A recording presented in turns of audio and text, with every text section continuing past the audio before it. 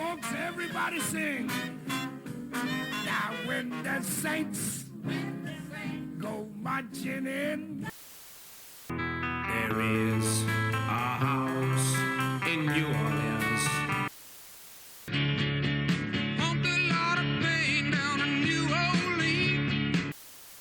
We took a little bacon and we took a little beans and we caught the bloody British in a town in New Orleans. Yes, I want to be in that number. When the saints go marching in. Welcome back to the History of New Orleans. We last left off in 1718 with Monsieur Bienville's founding of the city of New Orleans.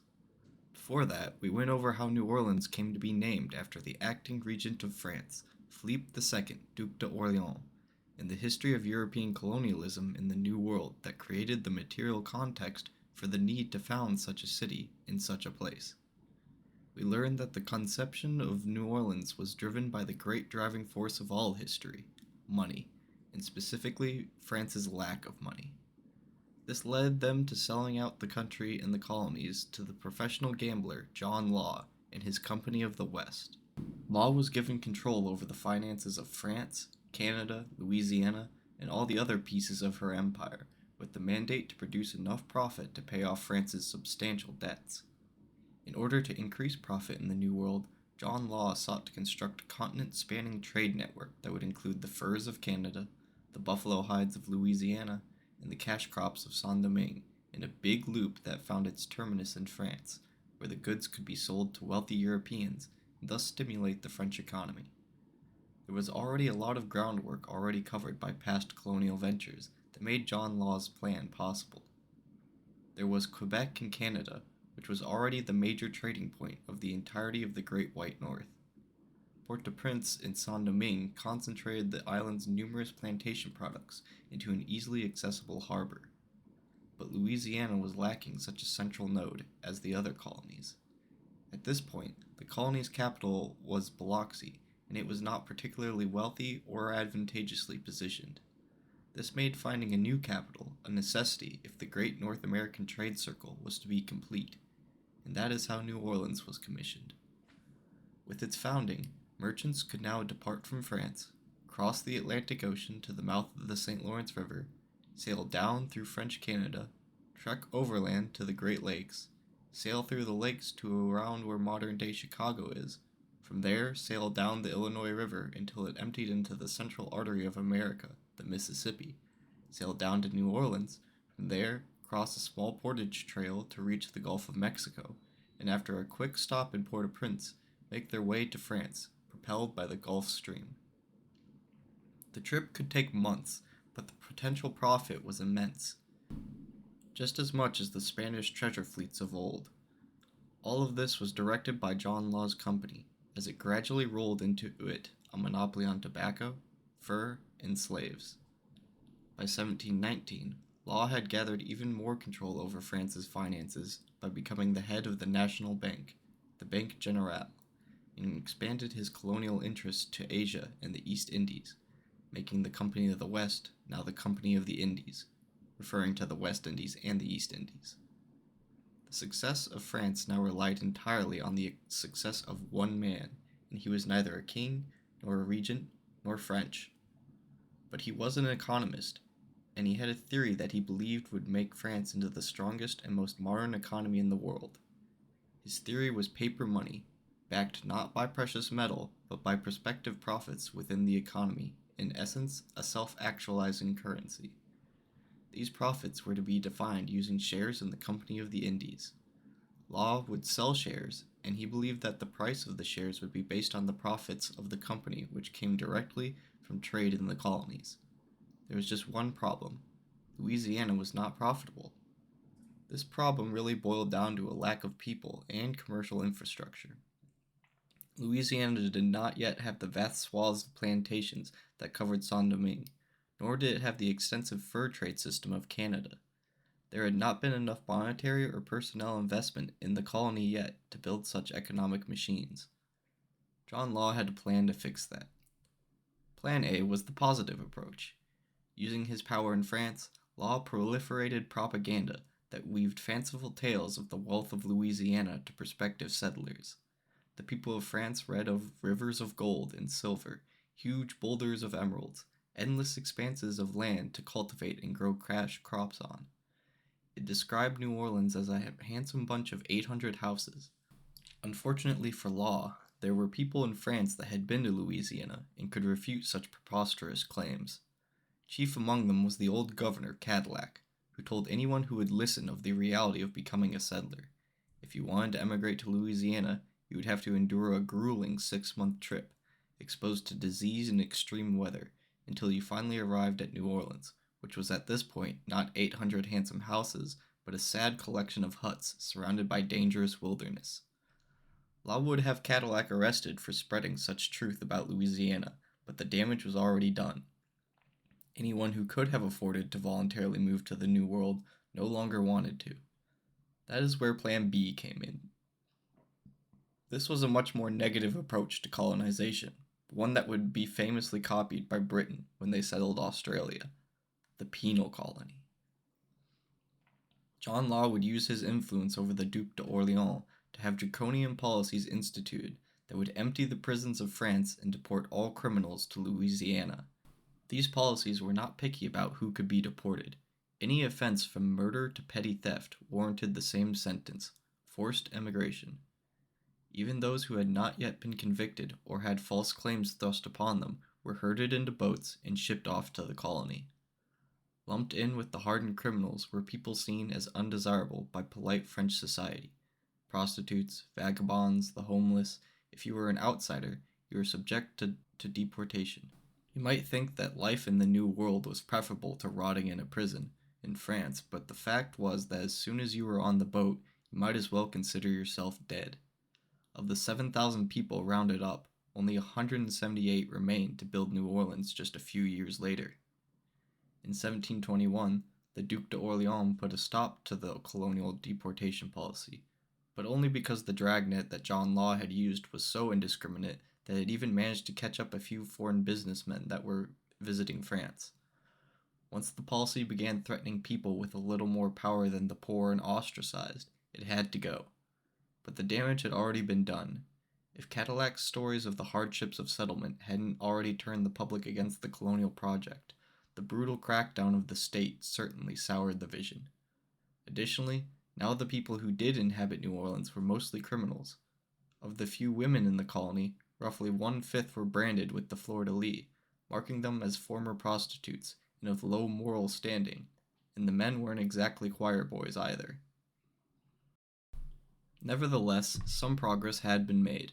By the time the forced emigration stopped in 1721, New Orleans was growing, and Bienville commissioned an engineer named Adrien de Pajor to draw up a city plan so that the future development could be more organized. The street plan that Pajor drew up was called Vieux Carré, but today we call it the French Quarter. It was Pajor that named many of the streets in the quarter, including Bourbon Street and Royal Street. Conveniently for Pajor and Bienville's plans, in 1722, a recurring set piece in the history of New Orleans showed up. I'm speaking, of course, about hurricanes, which blow in from the Gulf of Mexico and wreak havoc on the city. In this case, however, it wiped the slate clean, just as Pajor finished his plans, and most of the work of cleaning the land was done by Mother Nature. To the people of New Orleans, the hurricane, with its wailing winds, driving rain, and monstrous storm surge, must have seemed like the wrath of God coming to earth to punish them. But its destructive power is pretty pathetic compared to the disaster that hit France 2 years later. Nothing that nature inflicts on singular cities can compare to the damage that people do to themselves through their greed. Before the French Quarter was planned, before the forced settlement allowed for Louisiana to begin developing into a profitable machine, before the trade system of the New World could stabilize and begin making consistent profits, John Law began issuing shares in the Company of the Indies. The initial shares were sold to the public at the price of 500 livres. The exact conversion of this to modern dollars is not really relevant, as we only really care about its value compared to what it will become in the near future. For the purposes of this story, just imagine that 1 livre is worth about 1 pound of silver. The French government allowed Law to issue the arbitrary number of 50,000 shares. This was done to create demand for the shares by creating an artificial scarcity for them. Well, demand was created, and in an amount that neither law nor the French government could have predicted. Almost immediately, the trading price per share doubled to 1,000 livres, as frenzied markets opened up for what seemed to be a surefire investment that could only ever increase in price. A speculative bubble had now just formed. During this period in history, there had already been a few economic bubbles that had formed during the early years of capitalist development. The most famous of these, the Dutch tulip mania, had nearly ruined the Netherlands' economy a little less than a century before. This event had centered around the speculation of tulip bulbs, whose price had risen astronomically based purely on the belief of buyers that the price would continue to increase.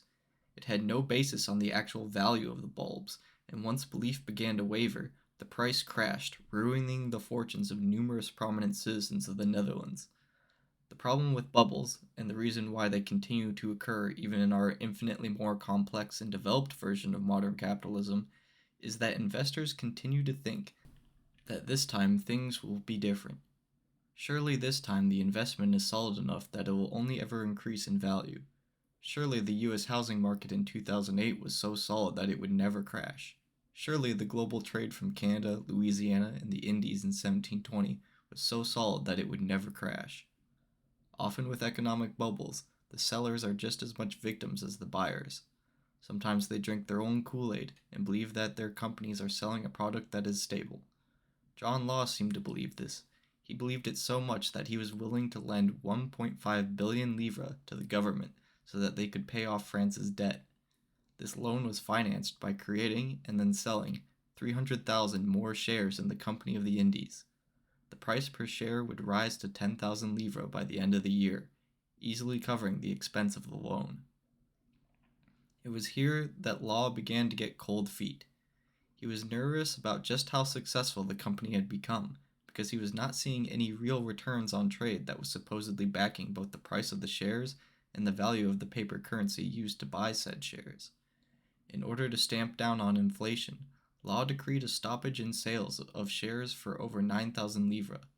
All that this did was prompt some investors to look into what was really going on with the finances of the Company of the Indies. When they saw that the colonies were in fact not turning a profit as Law had promised, they demanded that his bank exchange their shares for hard specie.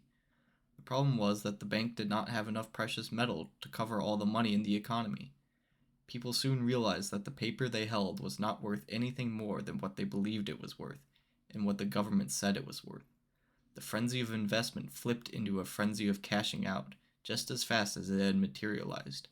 Seemingly overnight, the French economy collapsed in one of the worst financial disasters of all time. As a consequence of the whole debacle, the Company of the Indies declared bankruptcy, and investment in colonial development ceased entirely. John Law fled France, never to return, and would die penniless in Venice 9 years later. The unceremonious end of John Law might have been shared by New Orleans, as it had relied on France and the Company of the Indies to keep it alive. Now that France was again in an economic pit, and the company no longer existed, what would become of the feeble city? Well, it certainly would have collapsed, as many colonial ventures had collapsed throughout history, had it not been for another group of forced migrants that had been brought to it during its early development.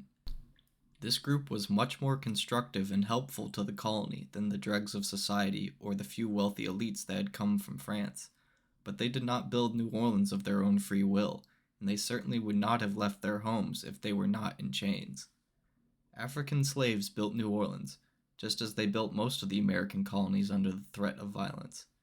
These people are often spoken of only in these terms, either negatively or positively, that is, in terms of their labor. But just as much, if not more important, than the blood, sweat, and tears that Africans put into New Orleans is the culture that they brought to the city. We can see their influence even 300 years later in the art, music, food, dance, and general spirit of the city. It seems disingenuous, though, to simply refer to them as Africans, as just as the white colonists of the New World came from France, Spain, England, and the Netherlands, the slaves came from tribes and countries that we can easily recognize as just as different as the European nations. In the case of New Orleans, over a period of 12 years, 23 ships carrying slaves arrived at the colony. Of these 23, nearly 2/3 of them came from Senegal, meaning that most of the people came from northwestern Africa. These people, commonly referred to as Senegambians, consist of many different groups that share a few cultural touchstones. For one, they come from a region that was influenced by the Muslim conquests of past centuries, meaning that even if the people who came to New Orleans were not of the Islamic faith, their cultural practices were shaped by Muslim practices. This is in contrast to a few groups who originated from Central and Southern Africa in modern-day Angola and the Congo. These groups were more effectively Christianized by Portuguese and other European explorers.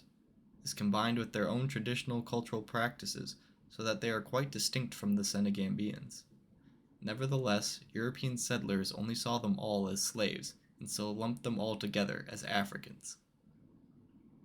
Once in the New World, since the Senegambians, Congolese, and all the other peoples were forced to work and live together, their cultures began to blend with each other to create a unique Afro-Louisianan culture.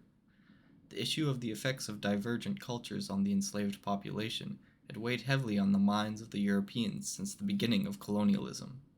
One of the first major slave rebellions in the New World was in a Spanish settlement in 1521. It was led by a community of Muslim slaves, and the King of Spain blamed this fact for the uprising, instead of the obvious fact that people do not enjoy being forced to work in horrible conditions without any freedom whatsoever.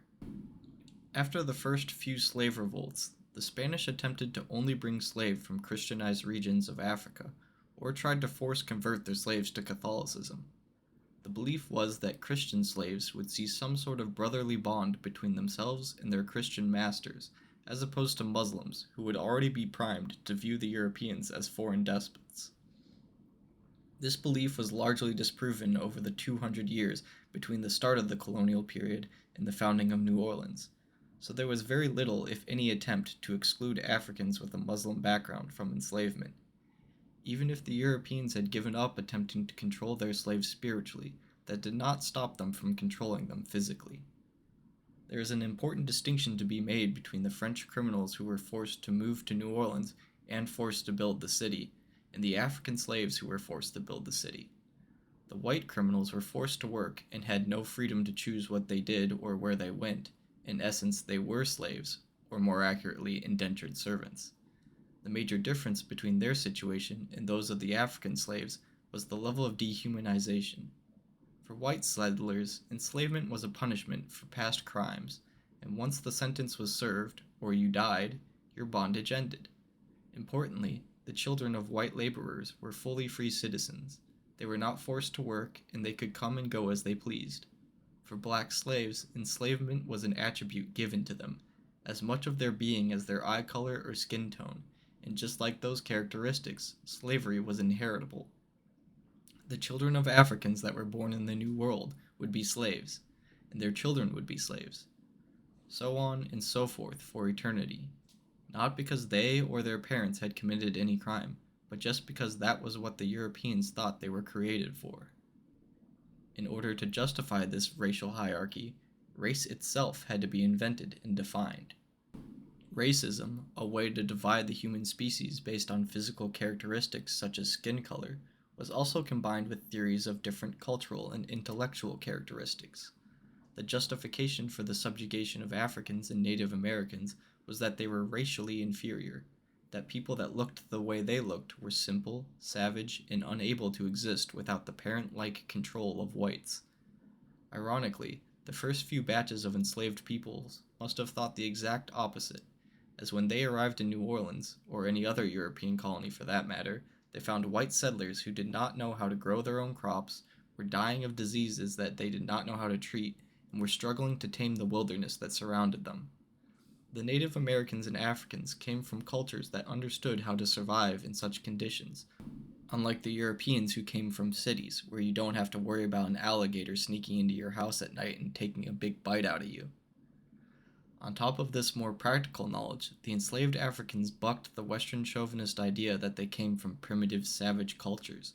They had complex social relationships on par with anything that came out of supposedly advanced Europe, and they had a wealth of knowledge in art, music, and religion. Just because what they knew was different from what the white settlers knew, it was dismissed out of hand. But even today, we can see touches of the knowledge they brought from Africa in the culture of New Orleans. For example, the first slave ships to arrive in 1719 brought people from the port city of Whydah on the slave coast. These people included some from a place called Ardra, and whose religion makes up the basis for the religion that would form in Saint-Domingue and then spread to many other colonies, the religion of Voodoo. Now, as the religion of Voodoo spread from slave population to slave population, it changed and morphed according to each group's traditional practices.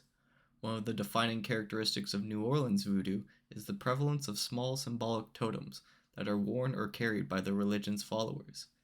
These trinkets are called gris-gris, and they are an important part of New Orleans Voodoo, while not really being any part of Saint-Domingue Voodoo.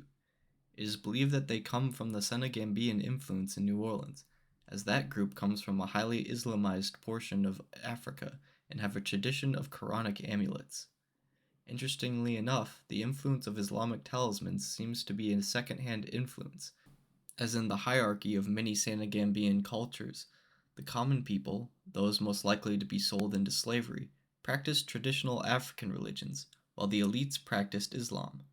Through a process called syncretization, the talismans became a part of the traditional religions of the common folk, and then passed to Voodoo in New Orleans. Voodoo was able to gather substantial followers among the enslaved population, partly due to its competition being so weak. The other major religion in New Orleans was Roman Catholicism, and to those Africans who had not already been Christianized, it was a religion of the oppressors. Additionally, it wasn't like the bulk of the early white settlers were great evangelizing zealots who had come to save the souls of the poor natives and slaves. They were outcasts and criminals who, if they held any allegiance to the church, were not interested in the great mission of spreading the good word.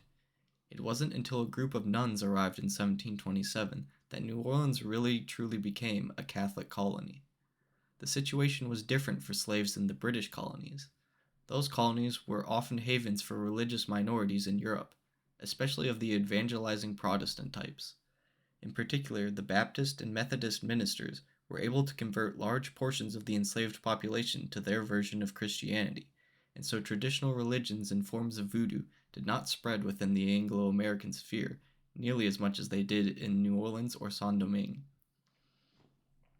While the French were not as enthusiastic as the British when it came to converting the masses, there was still a belief, especially among the colonial administrators from the homeland, that where Christ went, civilization soon followed.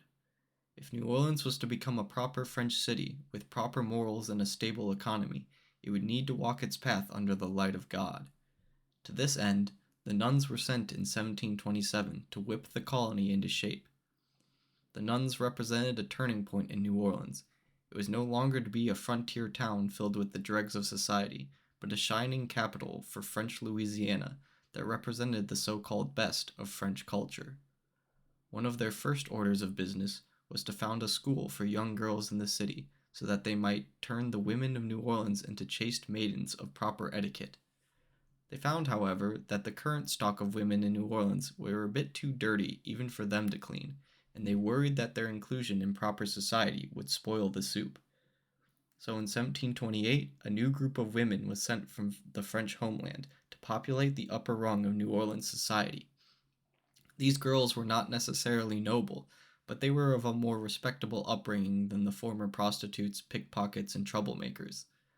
These girls were given little baskets by the colonial company that they could carry their belongings in, and so they became known as casket girls, to differentiate themselves from the previous batch of women who had come from correctional facilities and were thus dubbed correction girls.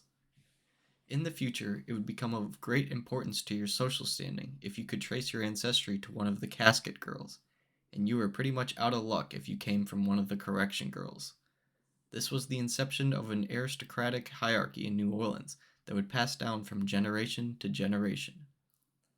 Part of the curriculum brought by the nuns to New Orleans was new music to be played during church services or fancy balls. Oddly enough, this music would find some overlap within the black population. The music of the enslaved community was thematically dominated by the Senegambians, as they made up a large majority of it. Their music, derived from Islamic and traditional roots, incorporated many string instruments, including the fiddle, and an instrument made from a split gourd with an animal skin stretched over it that is the ancestor of the modern banjo. On these instruments, they would play swinging melodies that were characterized by uneven eighth notes, with the first 8 notes being played slightly longer than the second.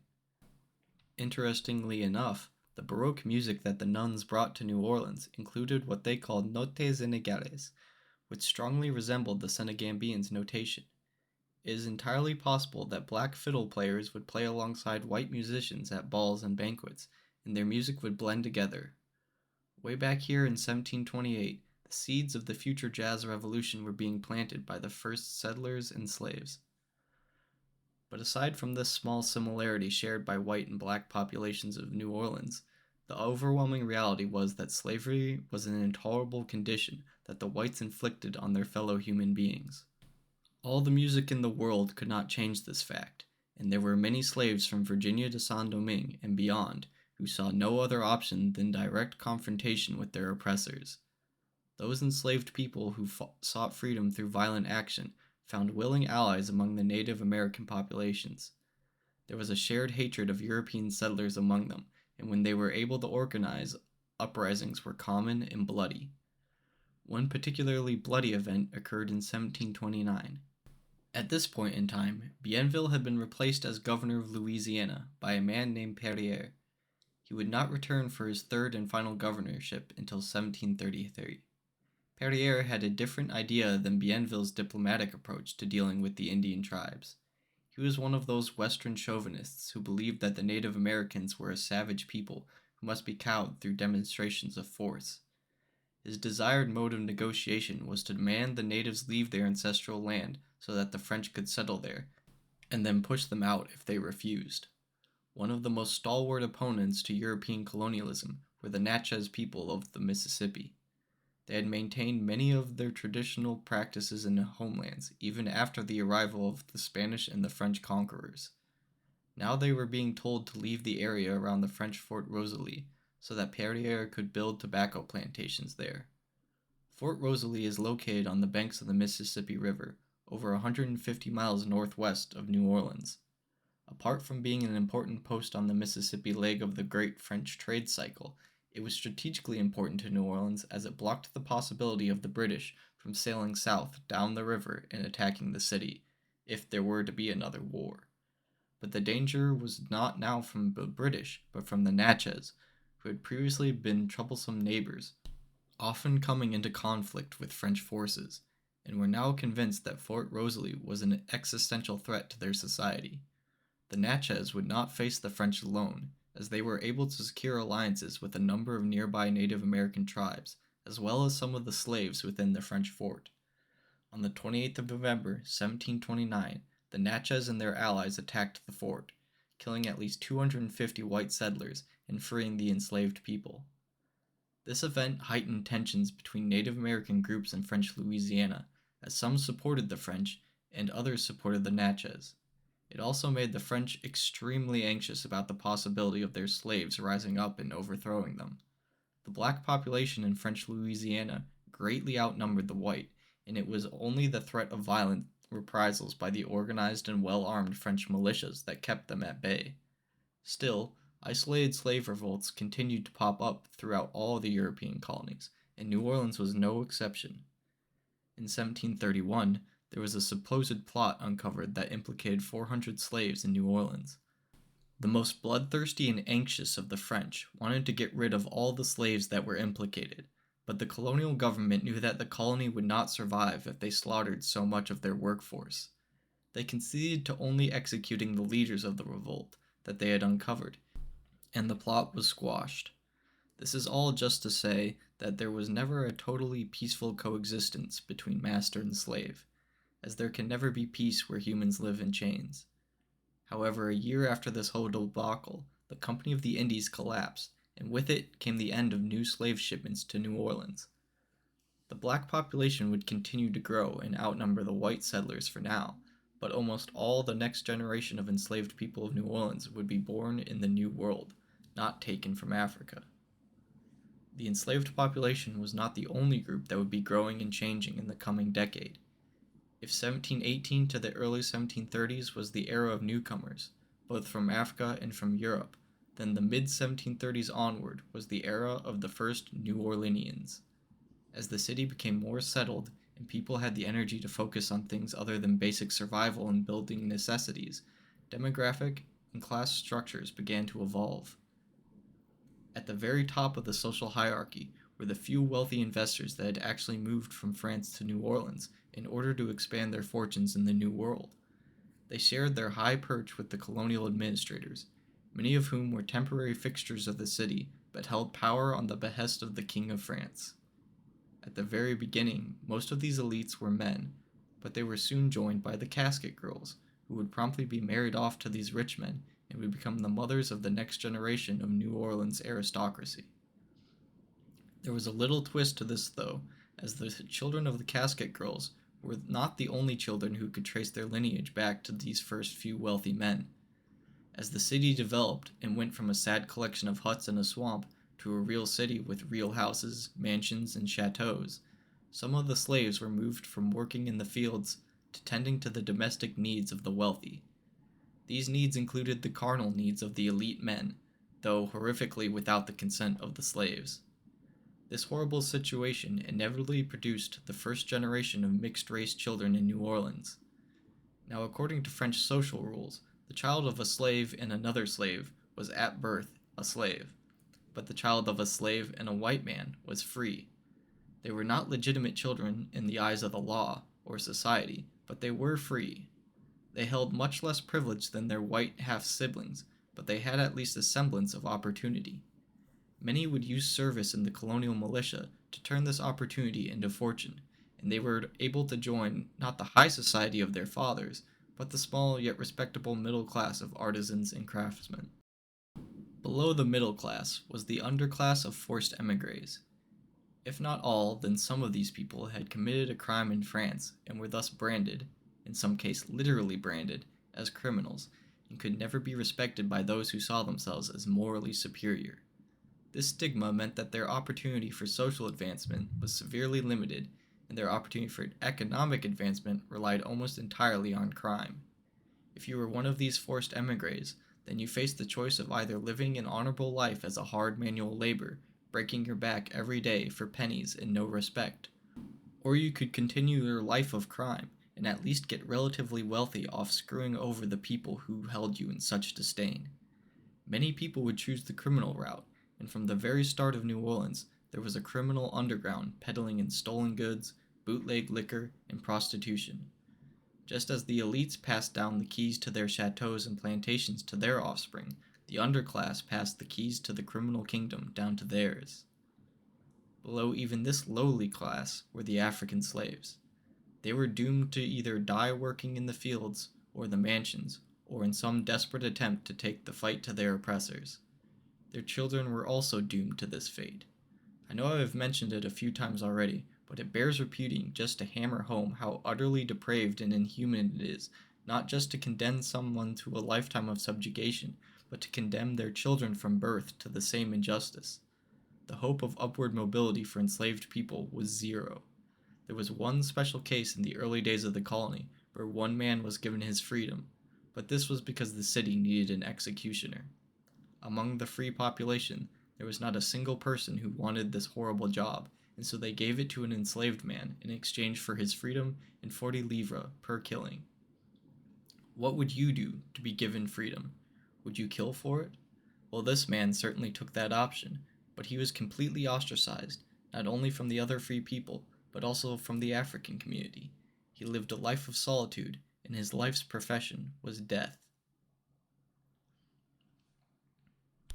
As this social hierarchy solidified, it coincided with a shift in political power within both the city and the larger Louisiana colony. By 1725, New Orleans had grown enough that it was officially declared the capital of Louisiana, and Bienville moved the heart of government from Biloxi to the Crescent City. Bienville was a dominating political figure in the early development of Louisiana, and he ruled with absolute authority. New Orleans was run by the Superior Council, a collection of elites who did the day-to-day business of administering the city, but they took their marching orders from Bienville. The governor derived his power officially from the crown of France, but it really came from the fact that he was supported by the Company of the Indies, which, before the aforementioned economic disaster, held complete control over the finances of the colony in general, and New Orleans specifically. Sure, Bienville signed all his decrees by the power vested in me by King Louis XV of France, but everyone knew the real reason you didn't go against the governor was because the company would simply cut off the flow of money and goods. That was how things went for the first generation in New Orleans. It was Bienville and a few interim governors that filled in for him when he was recalled a few times that controlled the city for the good of the French Empire.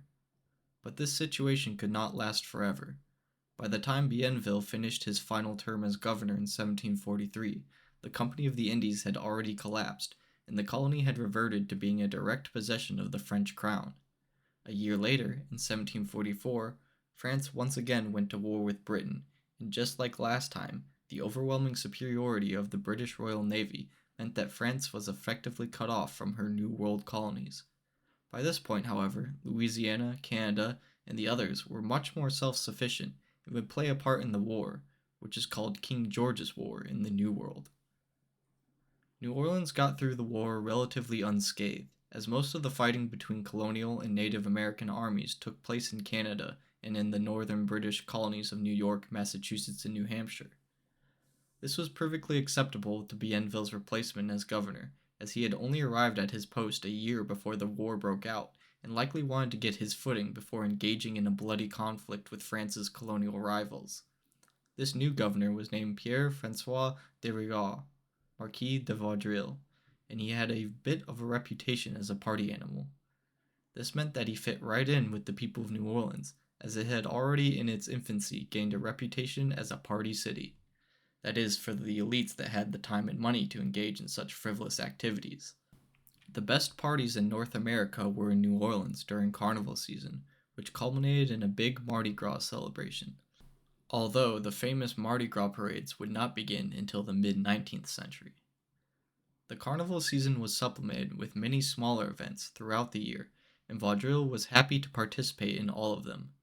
The governor even found time in between parties to be a pretty respectable administrator of the colony. Unlike interim Governor Perrier, who had thrown out Bienville's diplomatic approach to dealing with the native peoples and nearly sparked a continent-wide war because of it, Vaudreuil was a capable diplomat and even managed to forestall a massive conflict with the Choctaw Nation through pragmatic negotiations. Where Vaudreuil differed from Bienville was in the power that he wielded. Bienville had spent most of his life between the ages of 17 and 63 in Louisiana, building relationships as he built the colony. He had the backing of both the French crown and the various private financiers of the colony. His influence in Louisiana was second to none, and certainly far outweighed Vaudreuil's. So the new governor would have to make concessions to other parties if he wanted to effectively rule the colony and New Orleans. A major party that he had to defer to was the Superior Council of New Orleans, who had, in the absence of Bienville, solidified their grasp on the capital of Louisiana. The relationship between the council and Vaudreuil was for the most part one of mutual benefit, but it was certainly becoming more and more of a one-sided power dynamic as time went on. In particular, the isolation caused by King George's War increased the power of the council at the expense of the governor and put Louisiana on a path towards de facto independence from France. The French flag would still fly over the Capitol building in New Orleans, but the power came not from Europe, but from the Creole population of America.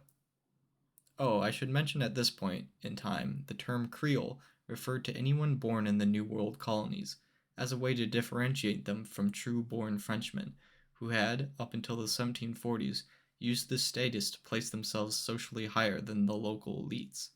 The term will morph and change over the centuries, but for now, anyone who was not directly from Europe was considered Creole. Anyway, returning to the story, King George's War ended in 1748, and Vaudreuil was able to spend the last 5 years of his term as governor in relative peace. In 1753, he was replaced by Louis Belloir de Quélérac. Vaudreuil would go on to be named governor of French Canada in 1755. They both shared a similar background, as Vaudreuil had begun his career as a commissioned officer in the French army, while Courlerec had spent nearly 25 years as a naval officer. Their martial experience would come in handy, as they would preside over France's two largest North American colonies during the Great Conflagration that would cause the greatest upheaval in the New World, since Columbus had landed in the West Indies back in 1492. This Great Conflagration, just like all the wars we have mentioned so far, goes by different names depending on which theater you are talking about or where you are from. In France and Britain, it was called the 7 Years' War. In India, it was called the Third Carnatic War. In Central Europe, it was called the Third Silesian War. Here in America, we learn about it in school as the French and Indian War, and it is often taught as the prequel to the American Revolutionary War. It was a truly global conflict that stretched from Europe to Asia to America, but we will focus mainly on the American theater, the so-called French and Indian War, because it is the front that will involve New Orleans and whose consequences will forever change the fate of our city. Although the French and Indian War is often taught as an offshoot of the 7 Years' War, with the colonies playing the part of dutiful puppets obeying the commands of their masters in Europe, it actually began 2 years before the so-called main conflict kicked off back in the homeland. In fact, it was more like a continuation of King George's War than anything related to their European overlords. The last New World War had resolved none of the issues that plagued the continent. In fact, King George's War and the French and Indian War can be thought of as escalations of a constantly simmering animosity between the French and British colonists, along with their respective Native American allies. For decades, frontier fortresses and towns had been raided by the other group.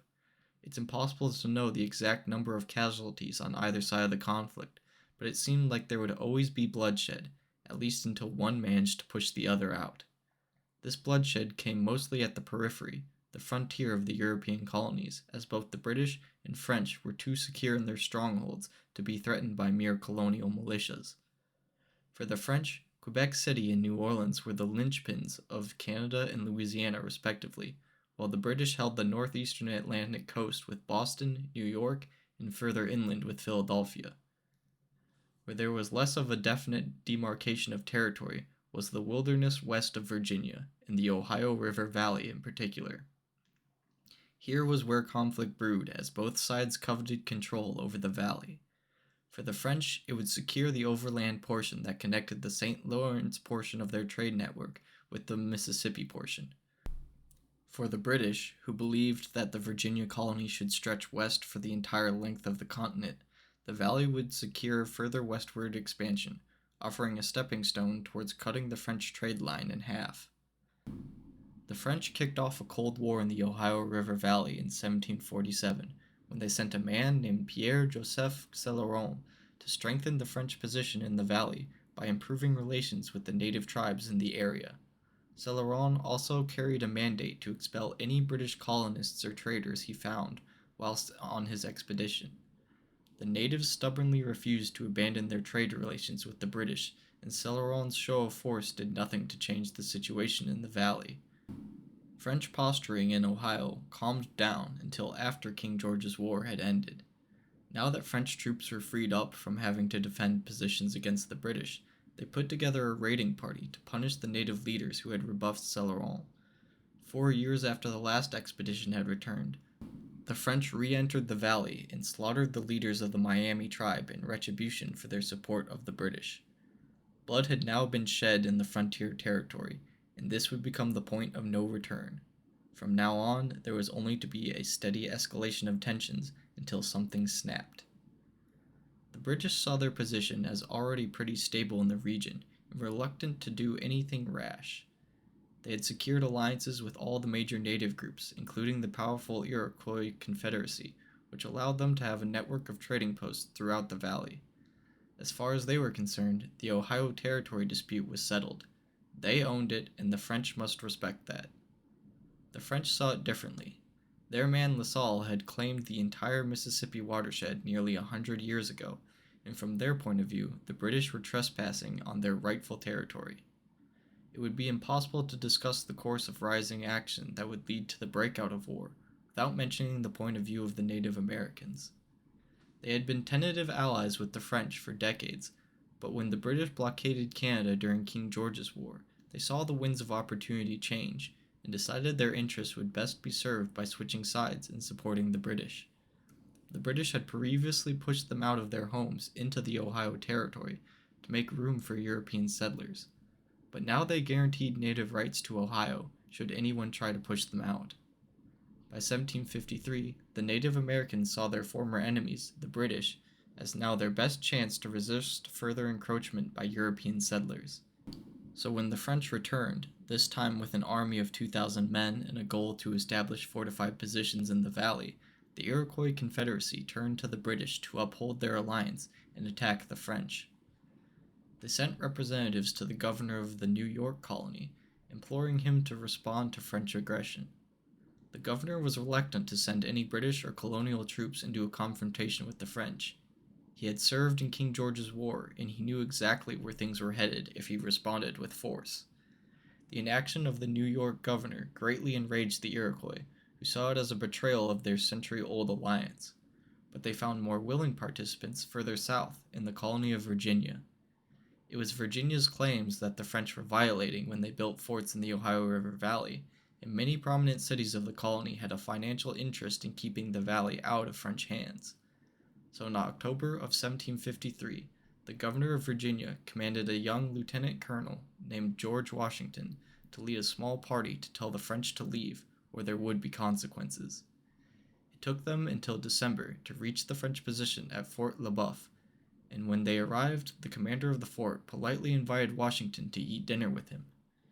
During this meal, they discussed Washington's purpose for being there, and the French commander flatly refused his request to vacate the area. He cited La Salle's seniority of claim to the land as the reason the French would not be budged, and so Washington was forced to make the long trek home to report on his failure. Before Washington had even returned, the British governor of Virginia had already sent another group of men to begin fortifying a position from which they could assault the French. It seems like Washington had been sent on a fool's errand, and the governor was already committed to forcing the French out through violence.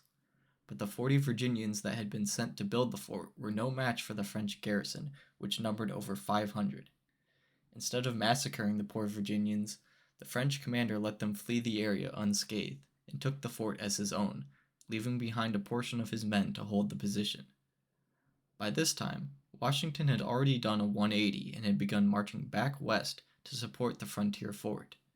When he arrived, he learned from a band of Iroquois allies that the French had already taken the fort, but that they would aid him in any action he chose to make. They also told him that there was a small detachment of French scouts nearby that presented a much softer target than the fort. In what became one of the most consequential decisions of young George Washington's career, he chose to lead his 40 men, plus a dozen Iroquois warriors, to attack the French scouting party. The subsequent Battle of Jumonville Glen saw Washington's men surprise the French, killing most of them and taking their commander prisoner. Retroactively, this small engagement has been marked as the first battle of the French and Indian War. Things might not have escalated so rapidly from here if the French commander was able to negotiate with Washington or his superiors, but unfortunately, while he was being held captive, the Iroquois warriors executed him. It is unknown why they did this. Perhaps they hoped it would ingratiate themselves with the British, or perhaps they wanted revenge for the native chiefs the French had slaughtered in 1753. Whatever the reason, Washington now knew that he would not be able to escape the situation diplomatically, and so he ordered his men to erect a hasty fortification that he dubbed Fort Necessity. Eventually, the French sent a force of 600 men, including militias from New Orleans, to capture Fort Necessity and drive the British out of the Ohio Territory for good. This was the only time in Washington's career where he was captured by the enemy and forced to sign an official letter of surrender. From here, things continued to heat up until war was officially declared between Britain and France in 1756, a war that would continue officially for 4 years and unofficially for another 6. During this decade, Just as in King George's War, most of the fighting in the New World was contained in Canada and the northern British colonies. That did not, however, mean that New Orleans was safe.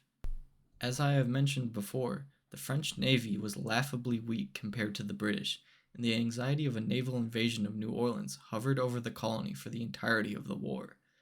But even though the British held a complete blockade of the Gulf of Mexico, cutting Louisiana off from France once again, they never attempted to land troops in the south or to bombard New Orleans from the sea. This was because Louisiana was still seen as a totally invaluable backwater wilderness with no strategic importance. The only value it held was as a pit stop in France's trade network, and this asset could easily be mitigated with a simple blockade, no hard force necessary. You may ask, if the British didn't really threaten New Orleans, then how was it unsafe during the war? And the answer to that was it was menaced from the namesake of the war, that is, the French and the Indians. Yes, it wasn't British troops that the good people had to worry about, but their own French garrison who took full advantage of being stationed in the party capital of the New World. They drank, gambled, and whored their way through the war, harassing the citizens of New Orleans and being an all-around nuisance to Governor Courleyrac. But Courleyrac couldn't just expel the French garrison because he lived in constant fear of that other menace, the Indians. Louisiana was not as fortified as French Canada, and should the majority of tribes in the colony side with the British, there would be very little standing in their way if they decided to push the French out. Courleyrac was forced to try and make deals with the native chiefs in order to keep his tenuous position. Unfortunately for him, since the colony was not really self-sufficient, and for the 4 years that the colony was officially at war with Britain, they did not see a single trade ship grace their harbors, Courleyrac didn't really have the resources with which he could bribe the natives to support him. That did not stop him from making promises to the chiefs, and by the time he resigned from office in 1763, he had gained the nickname Chief Liar. And so that is how New Orleans spent the entirety of the French and Indian War, languishing under a self-imposed occupation, strangled by a British blockade, and lying to the native tribes to stave off invasion. Then, in 1759, the capital of French Canada, Quebec City, fell to the British, and a year later, after failing to retake the city, Governor-General Vaudreuil capitulated to the British and the war in North America largely ended. France's native allies would continue struggling vainly against the British until 1766. Meanwhile, the larger conflict on the European mainland continued to rage, with France at first appearing to be on the verge of victory in 1761 with the collapse of Britain's Prussian allies. But in one of the most surprising reversals in history, the Russian Empress Elizabeth died, and her successor switched sides in the war. Suddenly, France had not only lost their most important ally on the mainland, but were now facing a renewed Prussia, supported by their former friends. This reversal and the continuing blockade of their ports forced France into a desperate situation. The French royal family secretly sought aid from their cousins in Spain. That is, they thought that they had done this secretly, but word of the potential alliance reached the British government, and they preemptively declared war on Spain in 1762. Even with Spanish help, France saw that the writing was on the wall. Defeat was imminent, and unlike King George's War, they were certainly going to lose some of their New World colonies in the peace deal. Even though their loss was inevitable, this did not mean it had to necessarily benefit the British. In order to preempt the annexation of Louisiana, in November of 1762, King Louis XV of France gave the Louisiana Territory to his cousin, King Carlos III of Spain. This deal, unlike their planned surprise alliance, was kept secret from the world. Even the colonists in New Orleans and the rest of Louisiana had no idea that they were now legally subjects of the Spanish crown. Finally, in 1763, the war officially ended. Just as they had expected, France lost all of Canada to the British, as well as all territory east of the Mississippi, although technically the latter was not theirs to give anymore. Spain was forced to give up Florida, but both France and them managed to maintain their claims on the Caribbean islands. If you were just to look at the lines on a map, you might question why France and Spain would cede thousands of square miles to the British just to hold a few small islands. However, If you instead saw the colonies through the lens of economics, you would see that both Cuba and Saint Domingue, although much smaller than Canada, Florida, and Louisiana, made much more money. The consequences of the 7 Years' War greatly changed the lives of the people of New Orleans. Even though at the time the peace treaty was signed, they were still ostensibly a French colony. It wouldn't be until a year later that the colony of Louisiana learned it had been acquired by Spain. But more important than which European head of state technically ruled over New Orleans, or which flag flew over the capital of the Louisiana Territory, was the provision in the peace treaty that stated from now on the Mississippi River would be open to traders of all nations. The French monopoly on trade with New Orleans had always hampered the city's growth.